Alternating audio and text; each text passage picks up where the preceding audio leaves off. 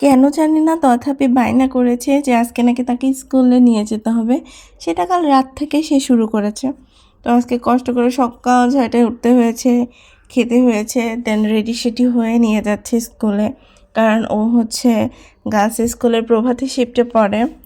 আর ওর school হচ্ছে 7:30, 7:35, 7 assembly. তো আমরা একটু আগে আগে যাচ্ছি, না হলে নাকি বান্ধবীদের সাথে গল্প করা হয় না।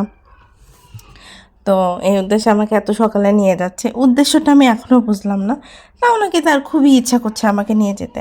তোমরা তো দেখতেই পাচ্ছ ভেড়ামারার সব দোকানপাট বন্ধ, কোনো দোকানই খোলেনি, কারণ কেবলমাত্র 6:45 বাজে। বাস স্ট্যান্ড বন্ধ, দোকানপাট বন্ধ। এই পরিবেশ দেখতে কিন্তু খুবই ভালো লাগছে। শুক্রবার বিকেলবেলায় যেমন লাগে পুরো বাজারটা, ঠিক তেমনই লাগছে। প্রতিটা জায়গায় বন্ধ, একটা ওপেন হয়নি, মানে কারোর ঘুম ভাঙেনি। স্টুডেন্টদের কত সকাল সকাল উঠতে হয়, তাই না? এককালে যখন আমিও গার্লস স্কুলে পড়তাম, আমিও কিন্তু এত সকালে স্কুলে যেতাম বাবার মোটর সাইকেলে করে, আর সব কিছু এরকম বন্ধই থাকতো। তো এই তো গল্প করতে করতে চলে এসেছি স্কুলের প্রায় কাছাকাছি। তথাপি স্কুলের আশেপাশে কিন্তু মাংস বাজার, সবজি বাজার সব কিছুই বসে।